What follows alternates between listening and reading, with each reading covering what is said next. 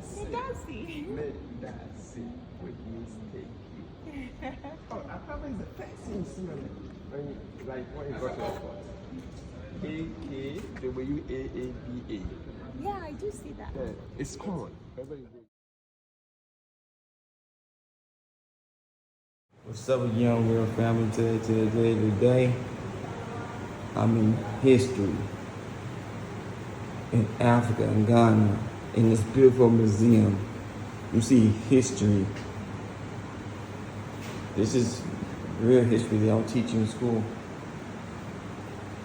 They don't teach you half of the history of Africa. But here you get the full history.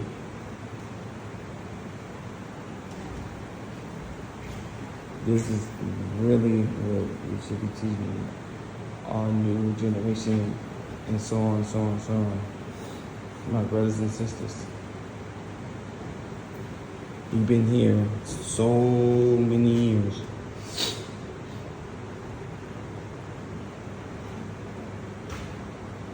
We worked so hard, blood and sweat, to this whole country.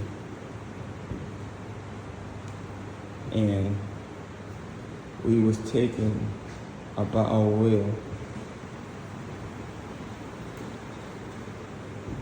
We couldn't do nothing about it. Some of us, we got our get back. Not that much, but some of us did.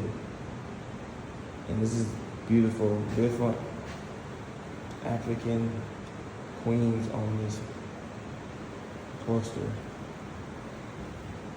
Then you get over here, you see all of this. It doesn't get any better than this. Look at it, look at this. This is what we had to go through.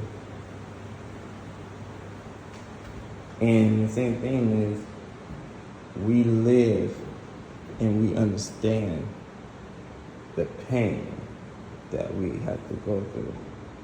And I know I'm all feeling inside my body right now. I feel it, but I'm gonna show you what you really need to see right now. These was the shackles, the things that they put on slaves. It goes way back. Look at that. This is what happens. And this is the most beautiful place to be.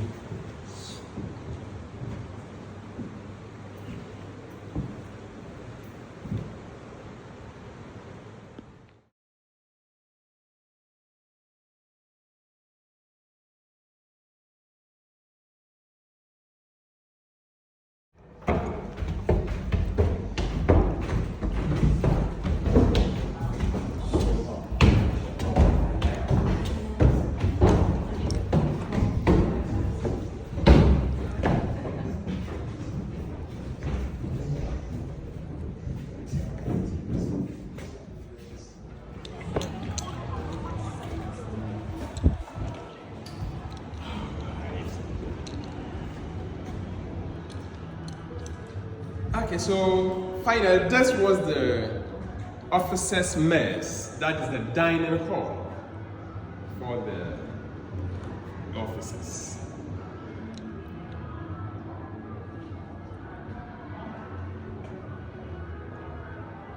You see, this castle was built in 1482 by the Portuguese under the leadership of Don Diogo de Azambuja, and they were the first Europeans to come.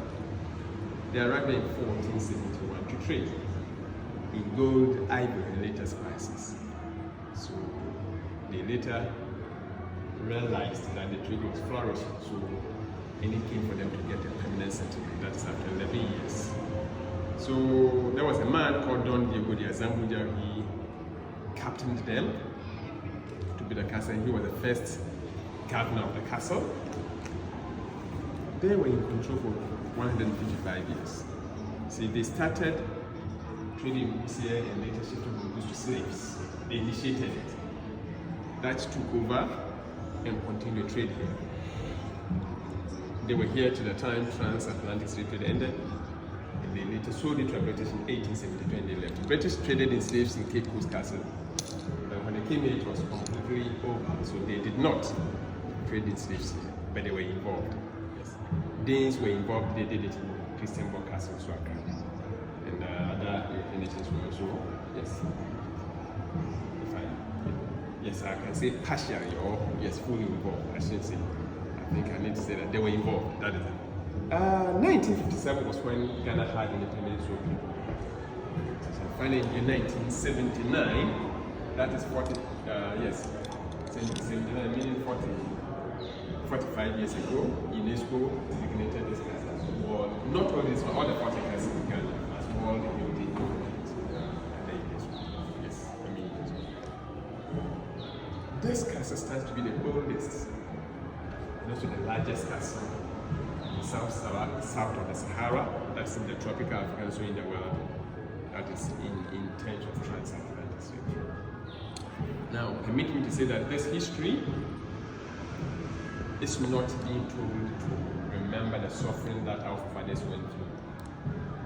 It's again never told to open old wounds or to remember the suffering that our fathers went through, not to pass judgment.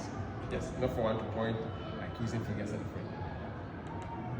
It is being told to serve as education for us to reflect on the past to create a better future. It is again told to empower you and I to fight against injustice and also to do away with division. Yes, as the saying goes, united we stand. Like I said there, I will repeat that as we're going out, let's always keep this in mind. Let's try to play our roles very well. And I think if we do that, evil of such nature, a trade of such nature will never ever happen again. Yes, my name is Nana Huachiya. Please, good morning. And here is a tour. Thank you. Thank you. Okay.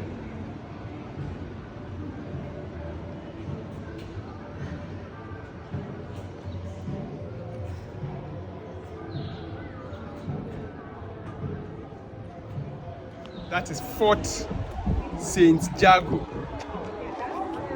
Fort St. Jago, that was built by the Dutch in 1665 to fortify this one. So they did not keep slaves at that point. They built it simply to house some of their soldiers. And that was where they defeated the Portuguese from, on 29th against 1637. So they were afraid that others could also come from there. Even also that possibly the Portuguese will also go and turn from that same angle to come and defeat them. So they built it. And they built additional 4 forts. And here are some of the cannons, the weapons that they used to defend themselves. These are no more. And down there, please look at this. Where the coconut trees are. Where the coconut trees are.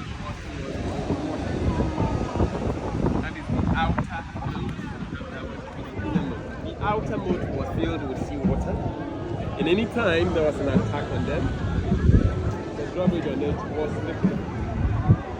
Yes, they lifted the drawbridge on it to prevent easy access to the castle. Navigational compass. So captains used it as a reference for adjusting their navigation. They also put a pole at the center of the compass. They used the shadow of the poles to each tie. So it also served as a sundial. Yes, no, I will do something.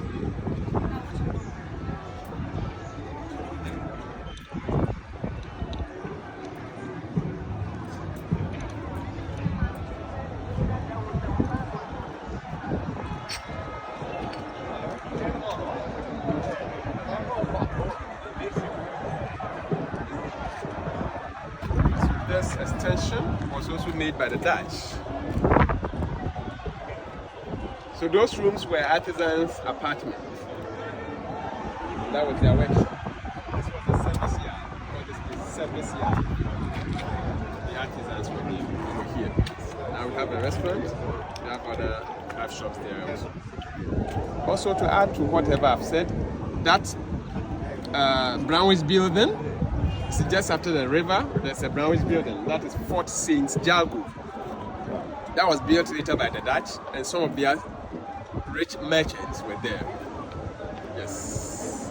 So it's one of the stone houses built by the Europeans. We have more in the town. What is this right here? This was the service yard where the artisans were staying, and also they had their workshop. No, I'm sorry. The cement. Okay, that one is a reservoir, and that one is where they put the flag. That's the wasted flag in that one. Yes, okay. please. Some good knowledge.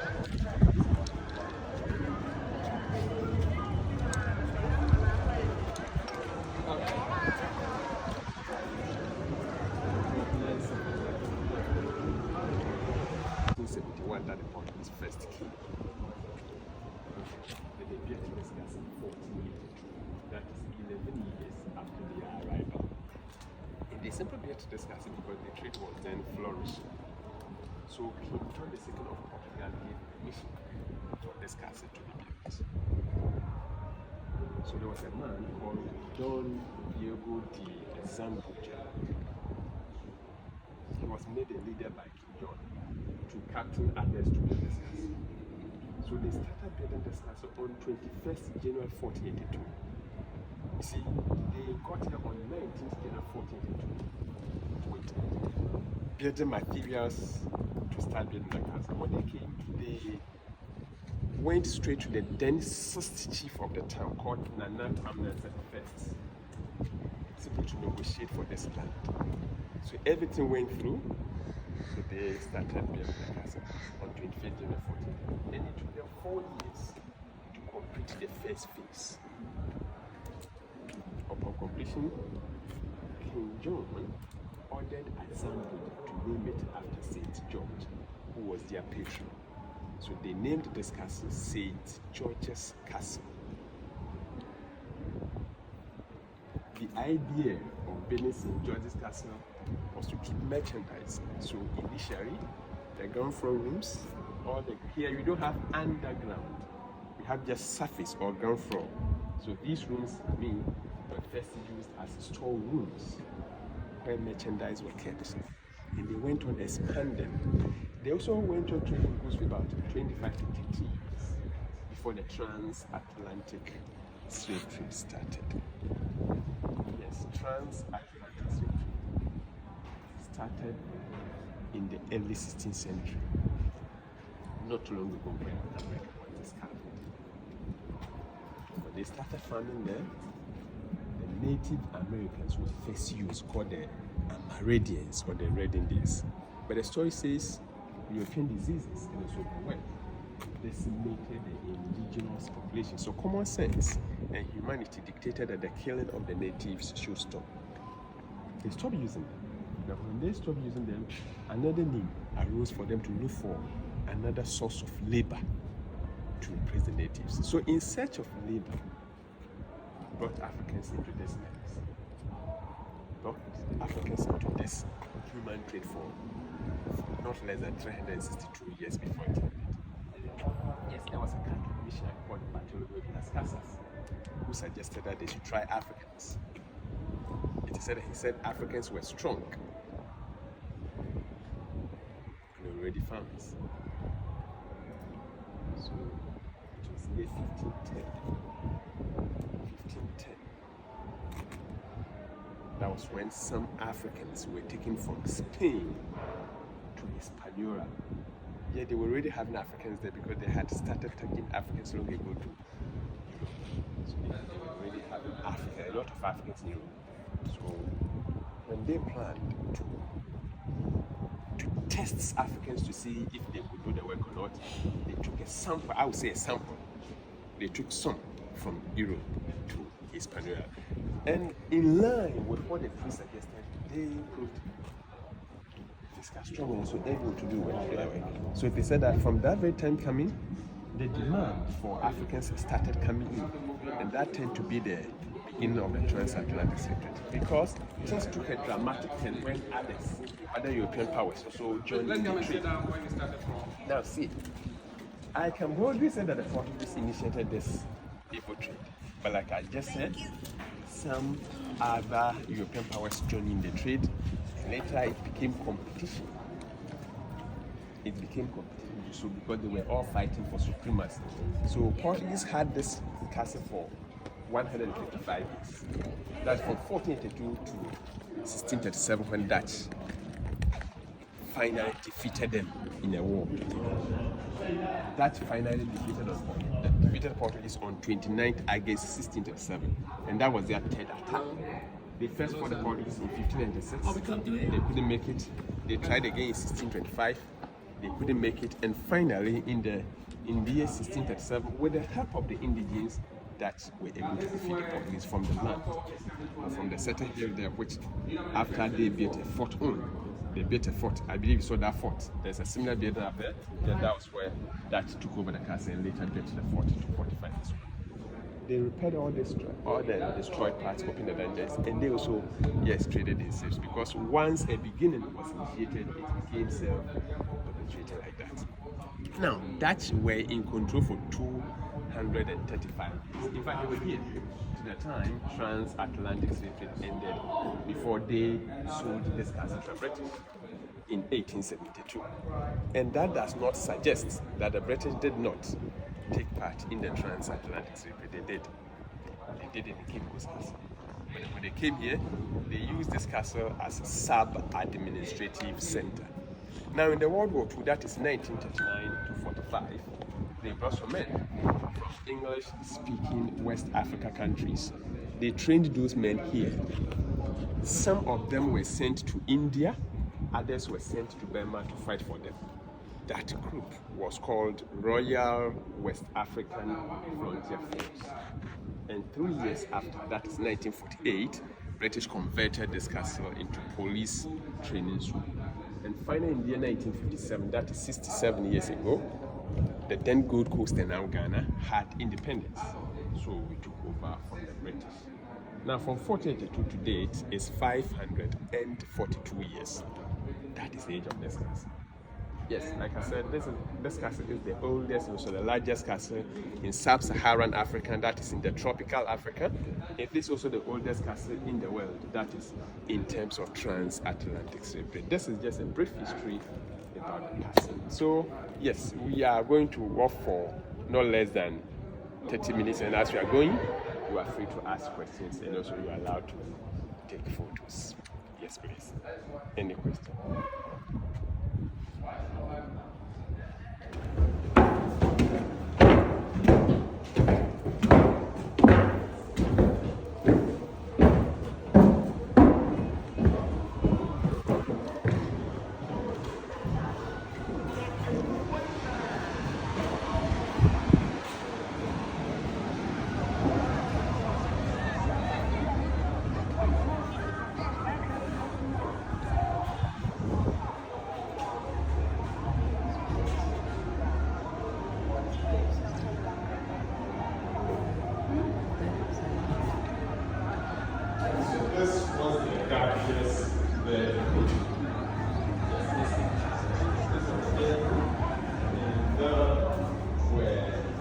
Living rooms.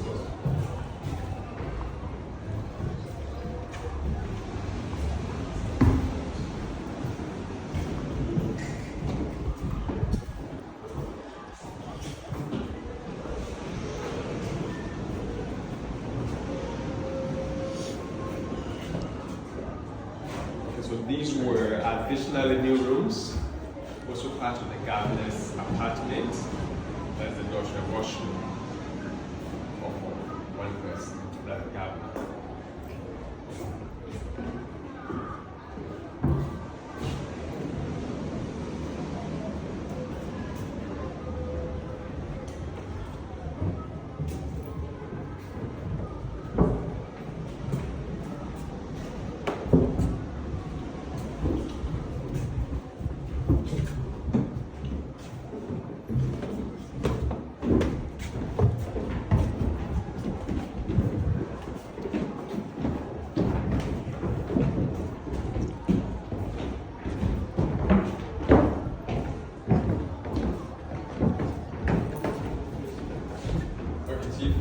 open this and let's see. If you can.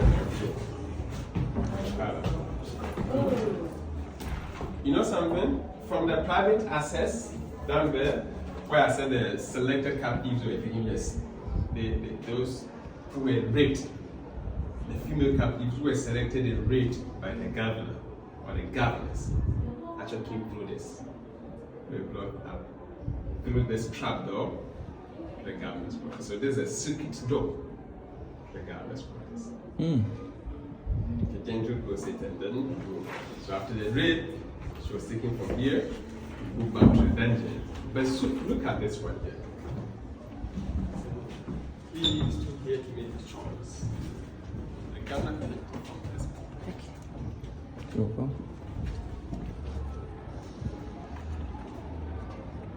So this was the part where the governor could to make his choice from the women. And the one selected was taken from the private access to come through and travel to the governor's office. Behind me, we have the governor's kitchen.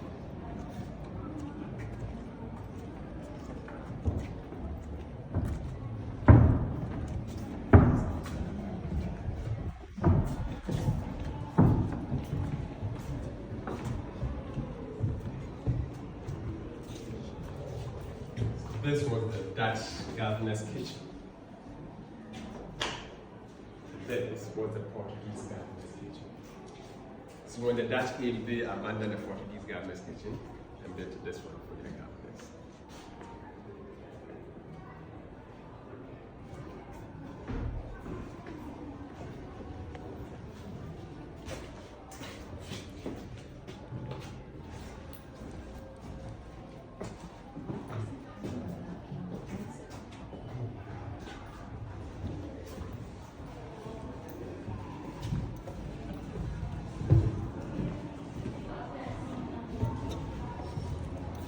And after the Dutch had changed the Portuguese church to slave market, they built this one. This was a Dutch Reformed church. And right underneath was a dungeon. It was built right on top of a dungeon. Yes. Below was a dungeon, but this was a church. Zion is the temple of the Lord, it is his dwelling place forever. That is Psalm 132 verses 4. The inscription was put there by the Dutch. That is in Old Dutch. Okay, now you finish out with this way. Yes.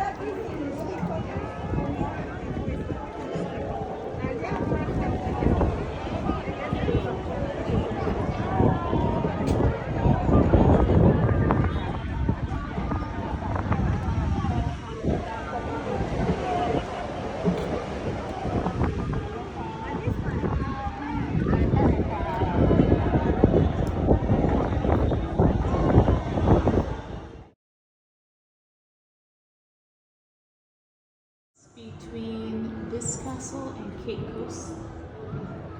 Anyway, I would say this castle is the first, therefore it's older than Cape Coast Castle. Used by the Portuguese, used by the Portuguese for goods and human trade. British came and used it for human trade. Dutch used it for human trade. British did not use it for human. They came when this trade was over, so they did not trade in slaves. But that one was built by the British for human trade. It was built purposely for human trade. Then used by the British for that. And later transported goods from there. Yes, please. Yes, please.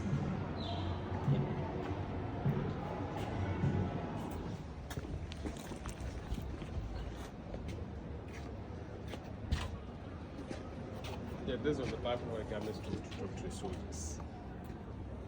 Those two watchtowers were built later by the Dutch to protect themselves.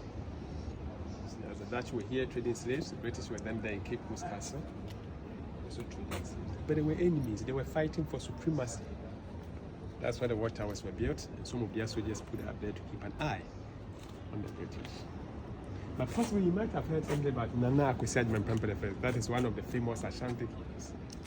He was captured or arrested by the British in the 1896 after the abolition of slavery. He was simply arrested or captured because he resisted British rule over the Ashantis. His two wives were captured, some royal members, and also his children were captured. They were both kept in that room for 4 years. 4 years in that room, the king was exiled to 3 towns in room for 1 year and finally transferred to Seychelles Island. Then Yasantua, the Queen Mother of Ejisu, also spent 1 year in the other one before she was sent to Seychelles Island because she led the Ashantis to fight the British. And that was Yasantua, 1900-1901. That was the last war between the Ashantis and the British.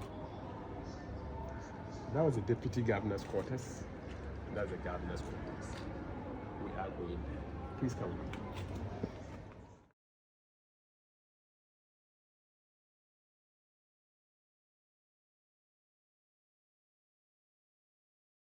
What's up, Young World family? Today, I'm in history in Africa and Ghana in this beautiful museum. You see history. This is real history they don't teach you in school.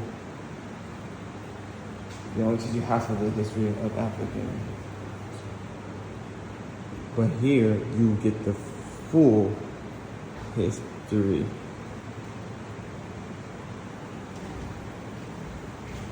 This is really what we should be teaching our new generation, and so on, so on, so on. My brothers and sisters. We've been here so many years.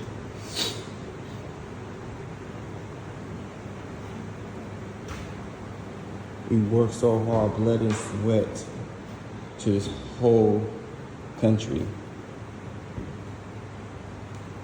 And we was taken about our will. We couldn't do nothing about it. Some of us, we got our get back. Not that much, but some of us did. And this is beautiful, beautiful African queens on this poster. Then you get over here, you see all of this. It doesn't get any better than this. Look at it, look at this.